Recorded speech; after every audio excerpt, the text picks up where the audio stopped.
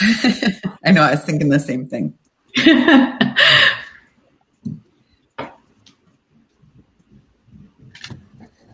Okay, so we're live.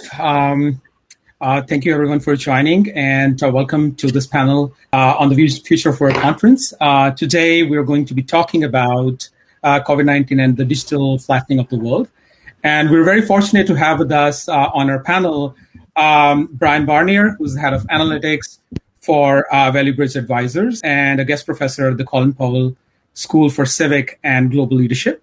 We also have with us Jen Bonin, who's a CEO, entrepreneur, motivational speaker, author, and philanthropist. And we also have with us Dr. Ikjot Sani, who's an assistant professor, a V2X technology expert, and cybersecurity and privacy connected and autonomous vehicles expert. And last but not least, we have with us Navroop Sahdev, CEO of The Digital Economist. And I'll be moderating this panel. My name is Arvinder Singh Kang, and I'm entrepreneur in resident at The Digital Economist. Welcome, everyone, on the panel. Thank you, Arvinder. Thank you. That's great. So let's I gave a very short introduction, but you can let's go around and have us brief introduction about ourselves, what we do, and why this topic is important to us. So yeah, I can start, or I don't know if you want to call anyone first. Sure, you can start first. Okay, well, sure. Well, thank you so much. I'm just really happy and smiley here, and I just want to thank everyone who's attending this, because this is my crew, and I'm just very delighted to be together with this amazing group of people who are part of the community and work together in many capacities. So and just as an introduction, I run a platform called The Digital Economist, and we are in the business of building a better world and everything it takes to build a better world, whether it's the knowledge pieces, the products, or the service lines. And we have the great fortune to work with folks like Brian and Jen, and hopefully Ikjot soon now, and of course Arvinder, who's part of the team. So I'm just really delighted to be here, and we're also very fortunate to be partners and organizing this summit, actually. And so thank you very much for joining. I'm just really glad to hop in and jump in the discussion and talk about how we're going to change the world very soon, and let others introduce themselves too. Thank you. Thank you. Jen, you want to go next? Absolutely, I'll go next. Thank you, everyone, for having us here. I'm Jen Bonin. I'm the CEO and founder of the AI App Store and RedRex platform. So we're right now focused on AI that serves in a more diverse capacity across the globe, and building technology that represents more of the population through digital and physical spaces. As we move to a digitally flattened world, we want to help facilitate that for people, humanity, and organizations. So that's where we're focused. We're also part of The Digital Economist, and have worked with the various folks on the panel, as Navroop mentioned, through different efforts and endeavors to build a better world and better humanity. So we're excited to be here. Thank you for having us. Thank you, Jen. Brian, you're next. Sure. Well, following our fearless leader, Navroop, we're building a better world, as Jen already echoed. Piece that I work on more is, numbers stuff.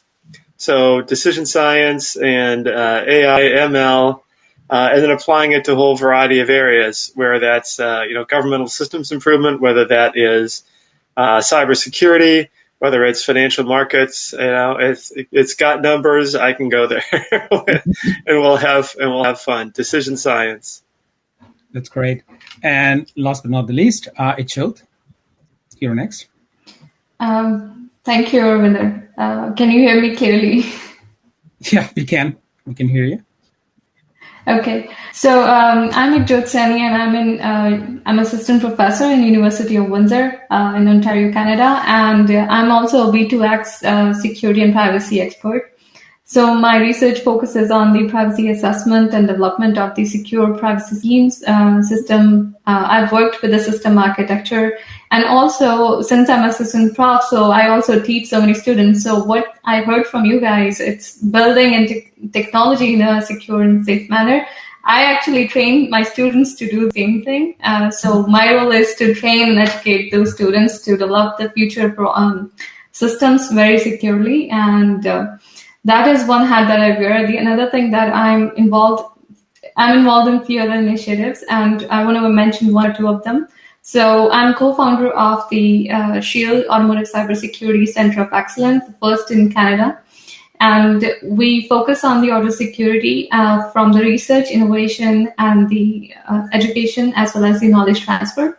So we want to build our solutions and the innovative systems in the future from this Center of Excellence. So these are some of the things I'm involved in. So thank you so much for having me on the panel. Looking forward to a great discussion. That's great. So I think the first question we can start with is COVID-19 has created, quite a bit of change in the way, we work and how we are envisioning, the future of work.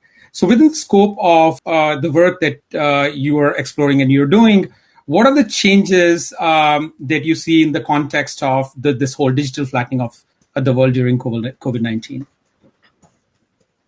So we can, we can use the same order. So Navroop, if you want to start, go first. Oh, sure. I was going to nominate Jen actually, but I can start since I'm in the U.S. But first of all, obviously we're stuck at home, right? And there is no choice but to do that. In the tech space, it's not new, right? We've been working from all over the world and collaborating virtually. And so tech has what we've been calling for the past 1 year anti-fragile, and has actually become stronger, and we're relying on this more and more. But on the digital flattening front, I would really see this from the lens of opportunity, from the lens of access, right? And you're seeing these products that are coming out that are making that happen, not to mention the crisis, the layers of crisis that COVID caused, right? Not just the health crisis, but the cascading, slow but sure, and now accelerating climate crisis that are brought to the forefront. And then, of course, the economic and the social crisis that it triggers right off the bat. And because of all of those, we are living in a world of crisis, and you see human empathy starting to shine more.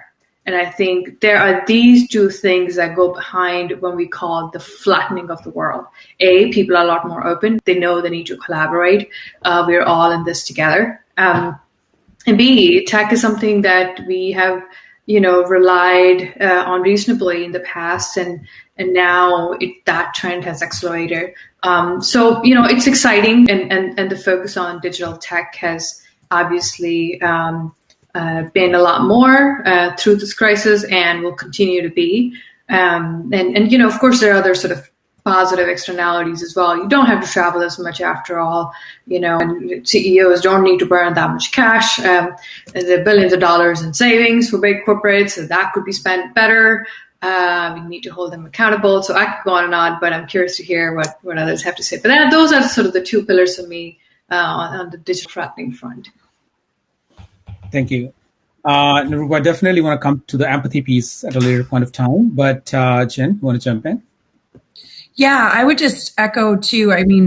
I've seen a lot of positive come out in terms of people in general stepping back and reflecting on how we collaborate, being more empathetic, having more mind share and mind space to actually slow down a little and reflect on where do we need to travel to things? Can we connect more digitally? Is it necessary to do what we were doing before? And breaking down some patterns. I think companies that had old paradigms that were due for a change, it was coming at some point through a pandemic or not. There were some old paradigms, I like to call them, of we can't truly work globally. People would say we're global, but yet wouldn't adapt to truly work globally. They wouldn't allow their workforce to have the freedom to work from different locations or geographies. We demanded that they all be together or be in a single place. And we've seen that companies can be successful with new paradigms when they were forced into them. And it also caused us, as Navroop mentioned, to collaborate better, I think is the second point of, we saw it through the pandemic and looking at how we find solutions, vaccines, things like that. We brought to the forefront solutions much quicker through the collaboration of countries, through the bringing together of data sets that were available across that normally we would each keep separate and work independently. We're working more collectively, which is a trend that needs to continue, I believe, around that and coming to solutions quicker as a global community. I would like to see that continue. And I think it's an opportunity for us, even as we come out of the pandemic and we aren't forced to distance or do the things we've been doing, to really evaluate how do we create, and keep the empathy we've started to have for others. We were in this as a global community. This was the first time where we've really all been in the same position. It's not one country or another, where we had to look at it as a global challenge to solve. I would like to see us keep that going forward in how we solve some of the challenges that are facing us over the next 10 years around climate change, around poverty, around education, and knowing that tech could help us do that in a positive way if we all work together and collaborate. Thank you. Brian, I want to, because you work in that space, I want to go a little bit deeper on this idea that during COVID-19, one of the things that you saw was the acceleration of automation and use of, ML and AI within systems, and not just, as in supportive system, but all, you also saw that in adversarial systems, for example, the world was, trading stocks, and you saw, AI ML is highly used within those systems. So how do you look the changes that have happened, this digital flattening of the world, and the role of the AI and ML in it? Yeah, that's a great question. So there's a couple pieces to it. I guess I try to make 4 points, just jotting down as you said that. First of all, AI and ML affects people differently depending upon whether they're working from home, as Navroop said, or whether they're out in the field or out in a data center. And for those people that are, in facilities, and there's just a thing on this about chip manufacturing, they're automating more, right? So more jobs are going to be lost. Warehousing, they're putting more robots into because they needed the social distancing, but it's accelerating a lot of that automation. So whether you're in tech or you're not in tech, you're feeling the effects of that, whereas, robots are able to do more, picking packages off of shelves and distributing them. And that's a big change that's coming along. So it's creating certain kinds of jobs, but it's accelerating the job, loss in other areas more quickly. Now, this is sort of shifting the skills that are involved for people and making people shift back and forth between industries. And we've certainly seen that here today just in the SNAP-IT students that have been in the conversation. And that leads to the third point, which is there's more meaningful conversation, right? There's tons of online, Zooms, Teams, Google whatevers and all that. But how much meaningful conversation is there? Particularly how much meaningful conversation is there around training and communication? Employers are absolutely unwilling to do job training in many cases these days. They expect people to come in, and then they sit back and say, we can't fill jobs. And with the retort being, well, you didn't train anybody, whereas that was done in the past. So that whole sort of training thing needs to change. Then the communication around people understanding what skills they have to bring into a job. If they were in auto service before, how does that apply to being on a help desk? Or if they repaired one kind of technical equipment before, how does that switch into doing, wireless networking connection or smart HVAC systems? So a lot more sensitivity to how people make those shifts in the whole job search and employment area. Back to you. Thank you, Brian. Dr. Sani Ho, so you work in the field of this cybersecurity and privacy. And, what has your view been on the phenomena of the last 1 year, from the perspectives of, privacy, security? How are you looking at the changes that we've seen in the last 1 year? So I think I don't have to mention again about the big cyber attacks that we have seen within the last 1 year. And the reason being that everything got suddenly on digital platforms, you have to work from home. And we we have never investigated enough about the insider threats, and that has gone so and propagated so much because the people were not aware, had no awareness of these, who were the professionals, and there was no such training in place when there was such a when everybody was on floor. And also then we started seeing the patterns that still we need a lot of work need to be done in the cybersecurity, not just on the floor as the operational cybersecurity or IT cybersecurity, but rather have the constant training awareness and actually put them into the scenarios where this can happen. This is a potential scenario, so what would you do? So with the propagation and the interconnectedness, what we have started seeing, the one simple example I will take is the Twitter one, because that was the insider threat or the insider attack. So once we saw that was very clear that one person who is having some sort of access, when you learn the security, you know that you can propagate further and have the privileges. And then once you get to that point, you can actually impact in multiple ways, which we have not yet seen. And that's exactly what happened in last 1 year. We started seeing attacks on the grids. We started seeing the attacks in very sophisticated manner, which was not even planned earlier or even conceived earlier. So that's the paradigm shift within the cybersecurity space. But what I see another is as on the positive front, because otherwise it would be too negative, which is the community building. So since there was a lot of cybersecurity, we have seen the rise in the threat intelligence systems and platforms. So there is more information gathering, and collectively there is going to be more joint efforts in the cybersecurity space. So because of this global, we're coming together in a global way. So I think digitization after this paradigm shift is going to accelerate the learning and the capacity within the cybersecurity space. Thank you. Even listening to this diverse panel can also start to make you can start to see the opportunities both in terms of the future of the work, how it's going to look like, and the kind of opportunities that are going to exist in the near future. Let's talk more specifically about the technological advances. I mean, AI, ML, blockchain, virtual identities, augmented reality. These were all the technologies that were they were being discussed within the past, for 4 or 5 years. But what we saw within the last year is this acceleration within the space of these technologies. And I want to start with you, Brian. You specifically mentioned, you said some of the things that are being talked about, in our earlier conversations, you were discussing about it, that some of the changes that are being talked about are already here. What do you see specifically? Can you give some specific examples of that with the context of the future of the work? Yeah, so, I mean, there was a lot of discussion when this whole phrase future of work came up, largely due to Frey and Osborne, two researchers in the United Kingdom.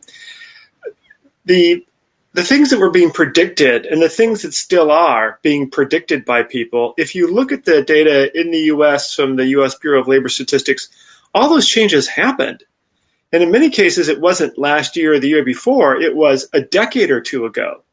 That when you look at the turn in the graph plots, the data plots, and this is what I got my graduate students doing, they turned. And so the decrease in these job categories happened a long time ago. And it's just sort of accelerated with digital. We've seen the same thing in the past. For example, one thing that went out as this great thing online is the coal shovelers and the steamships, from a century ago, right? If you've seen the movie The Titanic and they're down there shoveling coal or anything like it, there was a sense of those people being called robots. Somebody's actually selling a statue of a coal shoveler called the robot. And that's going away. If you're a Star Wars fan, right, you look at like R2-D2 and C-3PO and their service droids. Well, what we have are service humans. If you go into warehousing facilities or manufacturing facilities today, they play these cutesy videos of the, 70-year-old woman who's working on the floor and she's wearing this robotic suit. But really, if you think about it, all she is eyes and feet for that robot. And that what's happening is that as the cost of the technology drops and as the capability drops, the humans go away. And that's what puts a lid on wages, right? Because they can just be replaced. And we see that in restaurants and all kinds of places. So that's this issue that's out there that has already changed, and that COVID is accelerating a lot of those changes. And that's why there's this pressing need to rethink, the whole, and it's the training part of work. Then we get horribly disconnected because we take a bunch of people, we throw them out there, and we say, here's some software skills, here's JavaScript, here's C++, here's Python, here's R, now go fix it. But they've got no domain knowledge, they've got no context. And then we've got all these other people, that have spent years in the space that understand it, and they're just being all fired because they don't have the technology skills and nobody's investing in them. So it's this huge gap that exists out there. So now we've got two groups of workers, one that's fired and one that's struggling. They can't make things work. And so that's why we have hospital systems and logistics and all kinds of things. A lot of these things that are broken were really designed by people that don't understand. A lot of our warehousing and our distribution systems, all that knowledge went away. And yet, if you look at the source of that knowledge, some of that knowledge is over 100 years old and was used by the U.S. to prepare for entry into World War I, and we're bringing it back now for COVID. How did we get so stupid in the last century? So those are the kinds of questions that we're dealing with. What a great question. Yeah, and it's cybersecurity. Why are almost all cybersecurity breaches self-inflicted wounds? Right? And think about that, right? If every car crash was just somebody going and ramming the car against the wall like the ship in the Suez Canal, right? At least there was a storm going on. But most cybersecurity breaches are self-inflicted. Some tell me that, no, there's some that aren't, but I personally have never seen a cybersecurity breach that wasn't self-inflicted. So that's a huge knowledge gap that's going on. And so this opportunity, and that's why I love seeing the Snap IT people in the prior hour, where you've got people of all different ages and all different backgrounds, and people from India and Nepal and Africa and people from Kansas all their lives, with a whole bunch of age ranges and a whole bunch of skills. And that needs to be nurtured and developed. And it's very difficult to get that focus on that nurturing and development. I'm done. Yeah, in 2012, I was at a conference, and somebody came up with this term called cyborg anthropology. And the idea was, this is back in 2012, and the idea was that you need to look at even the anthropological questions, not just from the point of, we are thinking as humans, but we are coexisting with machines and as an extension of ourselves. And so that means, all the discussions around rights and the way, we need to look at, the responsibilities, all of these things need to be redefined, as you said, not using the frameworks that existed in the last century. Dr. Jodh, I want to... wait, let me just clarify that. Yes, go ahead. Some things we need to bring back from the last century, right? All the logistics stuff, that's Henry Gantt. He died in 1919, right? But that is all coming back now because we've forgotten it. On the other hand, things like in cybersecurity, most cybersecurity is based on a paper written in the Netherlands in 1604, right? And so it's no surprise we've got self-inflicted breaches when we're using stuff that's out of date. So sometimes we need to recover, and sometimes it's horribly out of date, and we can't move forward. And we got both problems. That's what makes this funny. Right. Can I make a comment on that, actually? Please do.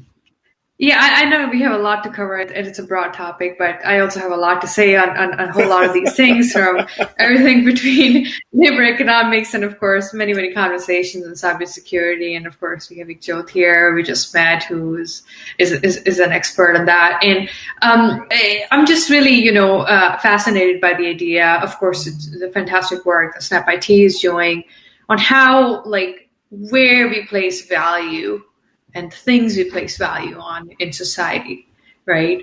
And I think pandemics and major crises like climate, almost every second state has seen some disaster, seems like within the US alone over the past 1 year, is perhaps shifting, and that would be kind of my bold hypothesis, that where we're placing value is a ever-shifting landscape, almost like a tectonic landscape. It's always moving underneath, and you feel like you're building something, on relatively stable ground. All right, the next thing is, purpose-driven companies. Let's go. Next big thing is cybersecurity. Let's go, right? and then it shifts underneath. So, and I know Jen is smiling there. Everybody's smiling. Brian's smiling too. So it's just fascinating to me, and I just kind of wanted to make that observation there as we are talking about these things.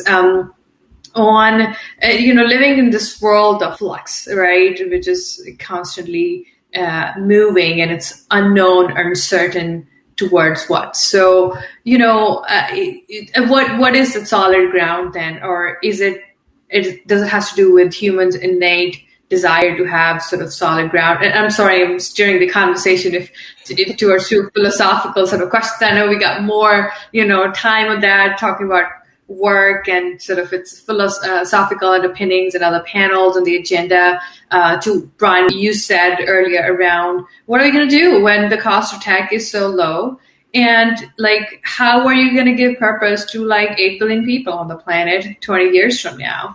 And so those are really wide open questions when it comes to the future of work. And then you see this acceleration towards like video.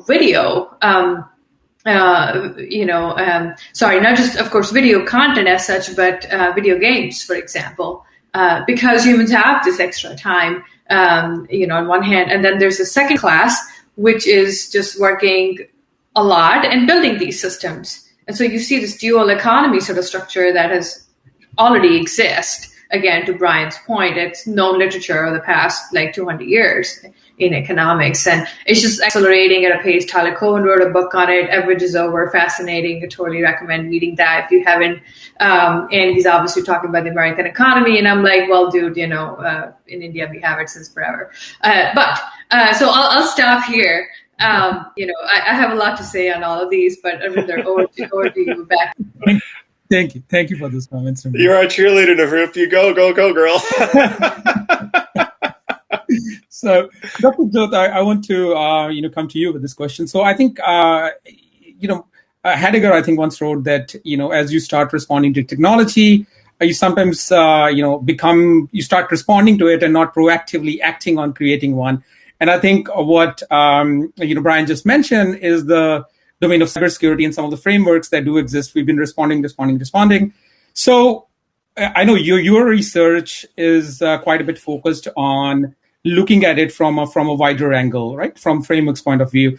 So, can you talk a little bit about, technology, and the other part is the missing piece of what they usually call, not just focusing on STEM, but the STEAM, which is the art component, and looking at the bigger picture, and how are you building those sort of frameworks? So actually, I just want to mention that my network is not so stable. So I'm not sure if it's going through, and I'm not able to hear what Brian completely said. So I'm going to say my own opinion on that. I just want to mention that the field that I'm working on is the automotive cybersecurity, and itself it is very wide. And when you and there are 3 things that we always take care of in digital frameworks, that is people, process, and technology. And I think what is the shift that I'm seeing right now happening and experiencing myself as well is these 3 things, which is when I'm going to give this framework, I'm going to put 3 things which are impacting, or 3 aspects. People, that means community building. In global world, we are just trying to connect everywhere now and are able to do that. And we are doing it so that we can solve the problems together. And I think that is the biggest opportunity that I have seen in the STEM, and that is one of the accelerator in which the education has been shaping. So in the education terms, that is the technology. With the time, we are seeing the paradigm shift, the way traditional education system was. It's going to change that because we have digitized that entire framework. And we are trying to have hybrid models now for the teaching. That would actually push a lot of hands-on components. So the third thing is the process, which I think gets back to the cybersecurity itself. We started seeing the processes were not in place for some of the, I think what you just mentioned, we are just responding. We are reacting rather than responding. So what we need to do is start proactively prepare for these, and with the shift in this, you mentioned STEAM, so I would definitely say that there is this with AI coming in play and most of the aspects that we were not seeing earlier, we were just building the products. We were just building, okay, this is the end goal. I'm supposed to reach there as a software developer, but I was not sure that what is the big picture? Why am I doing it? So I think what we started seeing now, everybody started looking for, I think I can connect the dot with the empathy and the purpose and the meaning. That's what we are seeing in the artistic form. People started pouring their creative abilities in these tech and designing the tech itself. So that's my take on that. Thank you. Jen, I want to go to you next. So, your company works on this idea of humanized AI, and we saw a lot of discussions around black box algorithms and biases. So how do you approach this issue of technology, which is probably we are chasing the technology rather than leading it as humans. So how are you tackling those kind of issues within your work? Yeah, so the first thing, for folks that haven't seen it yet, I highly recommend anyone go and look for a movie called Coded Bias. So if you haven't seen Coded Bias, it talks about something called the Algorithm Justice League, which talks about the need for us to have some mechanism to evaluate algorithms that are being used to make decisions on all of us as human beings. Because whether we realize it or not, the AI and ML that's out there is being used by companies. Some of these companies realize their algorithms are biased. They're biased based on the color of people's skin. They're biased on people's names. They're biased in various ways because they're trained and they have data sets that they utilize. So one of the things we all have to be aware of is we all have bias. There is conscious and unconscious bias in every single one of us as humans. And a lot of what we're doing is now training these data sets based on what we know or what we believe to be true and evaluating them as well. So Coded Bias is a good movie for everyone to watch just to give you some awareness of algorithms and some concepts around creating some type of governing body around this new technology that's making decisions on who gets jobs, who doesn't get jobs, who gets credit, who doesn't get credit, who gets homes, who doesn't get homes. And part of this, I think, goes back to what Navroop's mentioned and Brian's mentioned around knowledge and acquiring new skills. So the two things we really focused on at RedRex is getting knowledge democratized out to a broader set of the population so that we have more diversity of thought in the tech that's being built. If you look at tech in the past, there was a very homogeneous group of people who has built the majority of the technology that the world uses today. So the way we get more people involved in building this new world and the new technology is through ways to allow access to information and education to everyone. If we think about it today, in many parts of the world, where you're born, the 2-mile radius within which you're born determines your access to information, education, and future success. So what we built with RedRex was a platform that allows you to digitally, even if you're in a refugee camp in Nigeria and you're moved around a lot, we know historically low-income students move more often than other students, and they are not stable. As Navroop mentioned, stability is really important. They're not stable. They're being moved around. We now take and give access to those students to be able to stay in their digital school no matter where they move, no matter if they switch refugee camps, no matter if they move somewhere else. We give the access to be able to digitally take math from someone in, say, the UK. Your social studies teacher may be in Australia and your science teacher may be in India. It doesn't matter because digitally we give access to every human on the planet. So by providing access and breaking down walls using technology, we create that knowledge and new skill development early so that as these jobs start to go away, or the traditional jobs many people in these communities did start to go away, we're creating knowledge workers who can actually contribute back with what humans do well, which is things like critical thinking, problem solving, insights, other pieces. But we're teaching them that as part of a broader world outside of that 2-mile radius that you live in, that you maybe don't have access to. Thank you, Jen. I think that's very important. So I think next question. Can I interject here, if that's okay? Sure, go ahead. I think this is fascinating that Jen was just talked about, and obviously there's a lot more to RedRex from what I know, right? And I think you're solving this digital tech bias problem on one hand, and sort of what the future work is going to look like from a product offering perspective, and then Snap IT. And I'm just connecting dots here. So fascinating.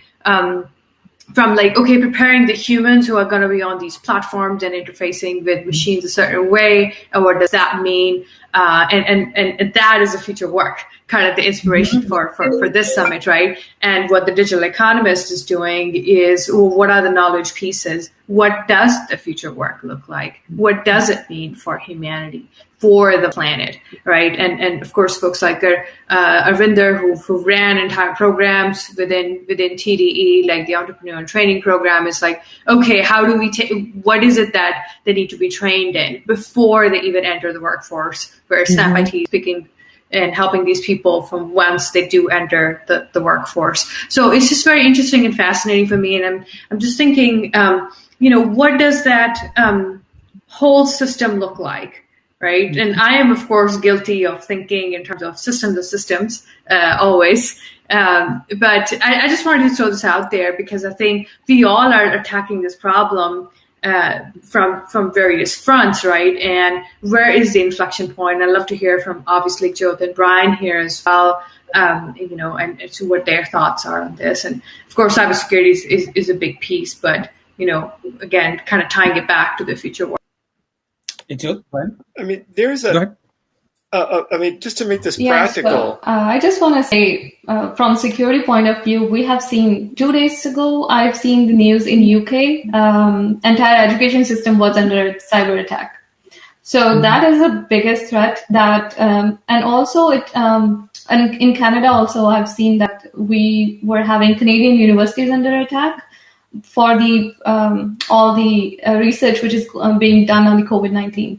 Which is happening in multiple countries too, but that actually creates a lot of influx and so many new problems because earlier we were not thinking we were thinking critical infrastructure as the first target. But now because there's the urgency of the vaccine, I think it's going to change the way we see the security and with the education system. First of all, I would say, Jen, you guys, what you're doing is amazing. This is so much in alignment with the way I foresee the education system should be. It should be democratized and should be accessible by everybody so that we can have more people working on these problems with diverse thoughts. So, but we are building these frameworks and strategies in the education systems. Another problem is, not a problem, but the target should be to focus on the skills rather than the timeline of the education. And once we are doing that, we will be having faster people gaining these competencies because we should not underestimate these 18 to 24-year-olds because they are super smart and they just need the right guidance. And once we provide that in the secure framework and make them understand their responsibility while we're doing that, I think that is going to be the game changer.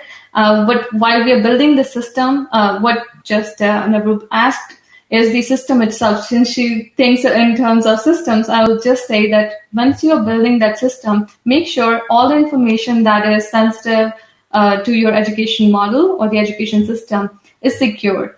At least have the channels in ways the system is communicating with each other. If it's a global framework that you're thinking, make sure that you are putting your enough time and resources and money in the forefront for the security and securing this. It's like a bubble wrap. If you can bubble wrap that from the beginning, it's safe. Thank you, Dr. Brian. Yeah. So let me try to weave some of that together there, and I'll just use focus on cybersecurity because that came through. So I'm looking at the people who are here, and there's some that are job seekers and then some people that are hiring, and cybersecurity is a big issue overall. People that are hiring, in this session right now, realize how bad your cybersecurity job descriptions are. I mean, they're not just a little bad, they're terrible. And I mean, I don't know how many hundred job descriptions I've looked at for people, but they're terrible. And then you take this terrible job description, because what you're doing is you're asking for cyber workers, and you're saying, all we want you to know is to turn a wrench to take the nut off a tire, and somebody else does the jack. And then, somebody else pulls the tire off. And then somebody else, takes the tire off the wheel and puts, replaces it with your snow tires to spring tires. It's worth this time of year. That's how bad it is. There are just all these little chopped up piece parts. And then on top of it, then you got these AI and MLs looking across them.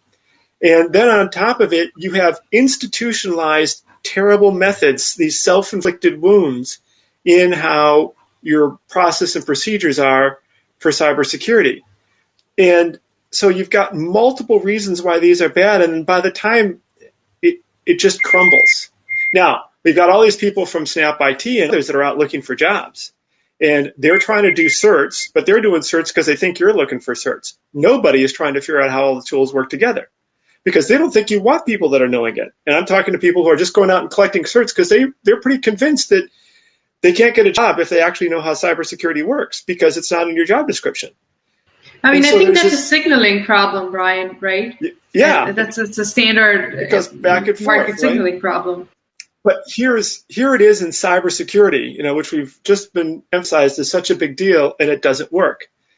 And then you layer on it what Jen said about, the gender and ethnic and racial biases, it just completely explodes. And so no wonder most cyber incidents and breaches, all that I've ever seen in my life, are all self-inflicted.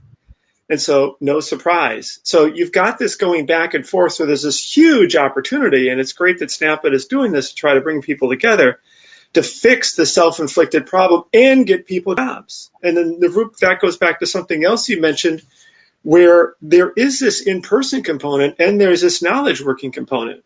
Then they've got to be tied together, whether it's somebody that has to come in to physically work on a piece of technology equipment, or whether it's, walking through, somebody is a trainer and you have in-person opportunities because they're either hands-on or it just works better because of human behaviors, back to Jen's point. All these things come into play, but it's one specific actionable piece that comes out of this, huge theoretic thing that, as Navrupi pointed out, it's been in the literature for 200 years, and we still can't fix it very well. But it's coming to a flashpoint. Thank you, Brian. So I think this is a very interesting conversation, but I want to move us back to two of the issues. I think many of the attendees are looking at. Some of them are job seekers, some of them are organizations who want to hire. So let's first tackle the problem of the job seekers' new world, which is we have these large number of, as you said, Navroop, the ground is sort of shifting, and we're building castles above it. So how do you how should the new job seekers prepare for the kind of markets that are coming? So anybody can attempt that question first. I can take that. So when you are in crisis, when you look at the ramifications of the crisis, a generation that's affected twice by economic crisis, major ones, usually never quite recovers the lost opportunities and wages, right? And we know that historically is true. So baby boomers, super lucky. Nothing against that. I'm just saying. And what we're looking at now is it's an open-ended question. I know the answer for myself and what I recommend and prescribe, which is roll up your sleeves and build the world you want to see, right? But I get it. Does that mean 8 billion people are going to be entrepreneurs? Does that mean human nature is going to change where we seek comfort and certainty? I don't know that, right? So the future work would continue to be open-ended, I think. And this is, again, a very no filters statement here compared to a lot of work we do, gathering amazing folks like, are here in this panel today, and partners like Snap IT and others, right? And Jen is here too, and you know what that means is that we will, I think, constantly be on our toes, just from a labor economics perspective. The sectors that are shifting, mobility patterns, prices of housing, real estate, what have you, like within the pandemic, within the past 1 year, we've seen so much flux where people went just crazy buying houses, and now it's like, oh, is it a bubble? Is it going to burst? So what we do know is going to happen is change is going to be more accelerated, kind of similar to climate change. So whatever happens would happen with greater intensity and greater speed, no matter what we are talking about. And that is both the bad and the good side of globalization and interdependence, right? Or increasing complexity, which is what I wrote my thesis on at Harvard Kennedy 6 years ago. And here we are, lo and behold, talking about that stuff again, right? The more interdependence there is, the greater the complexity in the system. That means prediction is going to be harder and harder, right? It means that there's a lot that's in the system. There's so many variables that you will not be able to reliably predict. You can only perhaps identify patterns. And if your reference is just history, well, good luck with that too, because that may not happen again. So a great book to read, again, is Flash Boys, which is how I started my journey into blockchain back in 2016 on a lot of front trading, and how like the crashes, just like, in the markets, could be a few minutes or half a day at an end, but hundreds of billions of dollars can move around. Again, I have kind of a lot more to say on money as an artificial system to use at Creed, and how that sort of impacted the physical world, and what that means for like the so-called digital flattening. I mean, digital is flattened, but the physical is not, right? And humans still have to deal with all those standard evolutionary biology problems. You still need to feed yourself and your family. And what does work mean when money is basically created by governments, and that's fiat money, right? And most of the stimulus, for example, money just in this instance would end up with institutionals, and that has ramifications for accelerating inequality in the economy. So now what does that mean for work? What kind of jobs are we going to see? What does the future of work mean there? So again, systems of systems, right? Here I'm more than kind of happy to follow the chain of thought here, but I think we write a book on this after the summit. So that would be my proposal. Definitely. Brian, I'm going to, put you on a spot and, give you a little bit of harder question and get your thoughts on it. So between looking at, few of the paradigms that have become very common when you start to look at the work, the questions about, haves and have-nots, influence, passion in careers, and automation.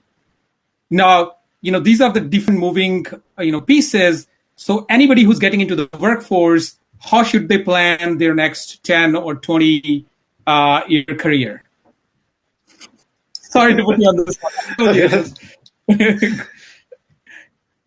Yeah, I mean, that's what my students ask me too, right? And my students are everybody from right out of undergraduate and starting grad school to those people who are 40 years old. And Nirup and Jen have already talked to the dynamics of the change that are going on. One of the people, the Snapit students, said today, I love learning and I'm a continual learner, right? So that's something that's been around since the ancient Greeks. And are you an active learner? And if you can do that, then that's the way to get out. Now you take your active learning and you combine it with a path, right? And so there's different kinds of things you can do, to some of the points that have been made. You can, build a different world. And that means putting your passion into something where you can have, create momentum on your own. Another thing is, be more responsive. Some people are that style. So you're always looking out and saying, what's the next thing coming and where there's momentum? So you're building those skills, and you look at them on LinkedIn and they get a gazillion certificates because it's like they get another certificate every week.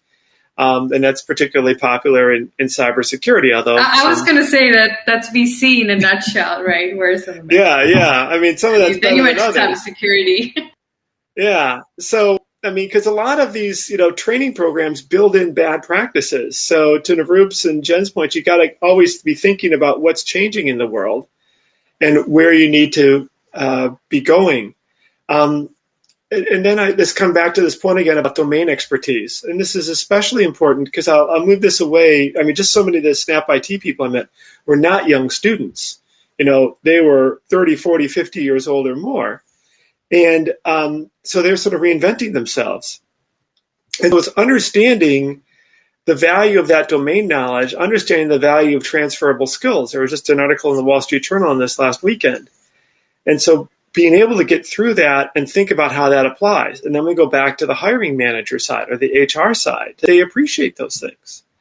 Because as long as we're in a world when we don't, then to Navroop's point about the signaling problem, right, we can never get past that because people are always going to be asking for things that they can't have or don't exist or whatever, or that are bad ideas in the first place. And then on the other side, you've got people that are out there and they're trying to figure out, do I respond to the bad signal because it'll get me a job, or do I do something better? And that puts them in a quandary. So this conversation that's being formed here today in this panel and in this broader conversation, this Future Work Conference, is really vital and is the most important thing to getting ourselves out of this trap, because we are in a trap, as all of us have mentioned here, and we're just using cybersecurity as an example. We really haven't drilled into Jen's ML and AI and the whole problem that arises, and we haven't drilled into the Flash Boys in the financial markets. But again, the Flash Boys was just a new version of the pneumatic tube problem that it was, again, over 100 years ago when they were trading by pneumatic tube, and they solved the problem with the turn of a mechanical dial that the Flash Boys had to solve with a magic shoebox, where they wound fiber optic cable around in a shoebox, to get a signal delay in there. So these are not new problems, but ignorance of history, and this is where I'll end because it's been said over and over and over since George Santana and go back to the ancient Greeks. If we forget history, we're doomed to repeat it, and yet we're doing that constantly. Or we will lock ourselves in alternatively to bad history, and we're not going to get ourselves out of it. And we see both of those in cybersecurity, for example. And both of those in data analytics and AI and ML, which is just a technology version of the ancient Greeks' epistemology. Thank you, Brian. I think that was very, very profound. I think it was one of the Nobel Prize winners from Mississippi who said, the past is not past. It's not even past yet. So I think it sort of, lives and relives in different, shapes and forms. Dr. Chot, I want to go to you in specific example of, cybersecurity in itself. Anybody who's trying to launch a career, and now think about the way, because of the automation and because sort of, we were at certain points, we're also competing with the capacity of the machines. So the amount of the breadth of knowledge that someone has to have and constant has to evolve to actually be career ready is just expanding. It's expanding sort of exponentially. So how do you think, for someone who's just coming into the workforce, let's pick up an example of the cybersecurity in itself. How should they think about their career? How should it evolve over a period of time? And what are the things that they should gain? And what are the things they should keep out of their path?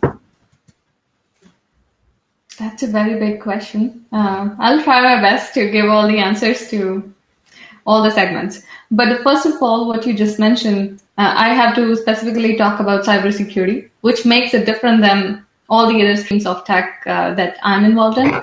Because the way cybersecurity hiring works, it's completely different than any other hiring I have seen. Because it is completely certification driven. It's based on that. And I see many people joining us here are in cybersecurity too. So they would have this idea that when you're going to the market, it's not your degree which is being assessed. It's your skills. Based on your certifications are being assessed. And I think earlier it was a trouble because there was a certain framework and the way it was. And now we are seeing more number of hiring openings and positions. And what if I have to give one piece of advice to somebody, I would say carve your niche within cybersecurity if you are a professional, because that's where we are right now. Because we need somebody specifically working towards one segment at a time. Because there are 12 domains. If you go for a manager level certification, which is sometimes unrealistic when you see those certifications on every job description, which doesn't make sense to me. Why job market is doing that? For an entry level, why are you expecting the competencies of a manager, right? So we need to tweak on the both ends. And this, we have the talent pipeline, but this talent pipeline, the talent itself, the people who are going in this market, they need to understand you have to prove your skills. And by how would you do that? If you're a student, you're fresh grad, new grad, build your projects, put them on GitHub or wherever you can, and show your certification along with your projects and show that this is your niche. Don't just write down, don't just profess. Show it through your actions and show it through your projects that you have developed. Because that's where cybersecurity is heading. It's not going to be relied completely on your programming, technical skills, programming skills. It's going to be a mindset and your how eager you are to learn, because this is constantly evolving. And if you can prove that you have something special, and that can be one domain out of 12 domains, and you can just pick one and at a time just work on one thing. And I haven't seen anybody who is pen tester at the same time and all the other 12 domains, they're working at the same time. I would say be the best in one, and then you will proceed in the other. And there will be a lot of overlaps once you get into the industry. Thank you. Thank you, Dr. Kishore. So we've almost run out of time, but I want to go around the panel and see last comments that you may have for both the job seekers and the organizations as they look forward to how the work is going to evolve. So Jen, we want to start with you. Yeah, I would say just what's happening here with Snap IT needs to happen a lot more, and companies need to look for potential, not necessarily the exact skill match, because we can teach a lot of the skills, but you need to find the people that have the potential to learn, because I guarantee you when you hire those people in 6 or 8 months, the skills are going to dramatically and potentially shift. So you want the people that are continual learners, who are anxious about learning new things and new skills, who are re-educating themselves, and to be the types of people that are able to shift and be dynamic. So as hiring managers, I think we need to put down some of our old biases and take leaps on some of these people that have the potential if we want to achieve for the future. Thank you, Jen. Brian? I would just pile on that and say, with the tweak, Jen, if you'll permit me, I don't think it's that much of a leap. If you go back to the point about designing a better job description, understanding what the real problem is you're trying to solve, you got some excellent people out there once you understand what it is that you really need to do, and that are being overlooked today because of all these mistakes. Thank you, Brian. Navroop? I would say there needs to be a lot more female leadership in the world, because women do that more naturally than others. I'm just going to say that. So when you see that happening, this will be a natural outcome of this.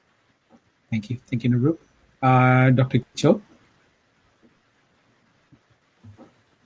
So these are the last words? Yeah. Are we saying? Yeah. Yeah, so I would say that if you find yourself in a chaos, it's not the time for chaos. Start reflecting and see it as the opportunity, because there are so many possibilities. You just have to make a choice. Thank you. And with that, I think we end this wonderful panel. And thank you, everyone for joining. Especially Brian, Jen, and Dr. Kishore and Navroop for being on this panel and having this wonderful discussion. I think, I would add on to what Dr. Kishore said. I think when you see, a lot of the churn and a lot of technologies changing, you just need to, sort of reflect what are the changes these are coming. Somebody sat down with me about 3 or 4 years ago, and, he was futurist, and asked, I said, what are the changes that you see?